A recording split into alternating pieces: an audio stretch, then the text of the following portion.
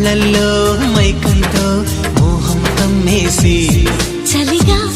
గిలిగా తొలిగా త్వరగా అటుగా ఇటుగా మరి నువ్వే నాకు ముద్దిస్తావని తడివేదాలు ముద్దిస్తావని నమ్మడానికి ఎంత బాగుందో నీకోసం రెక్కల గుర్రం ఎక్కి వస్తానని పగడపు దీవికి నిన్నే నేను తీసుకెళ్తానని ఇక ఏనాటికి అక్కడే మనము ఉంటామని నమ్మడానికి ఎంత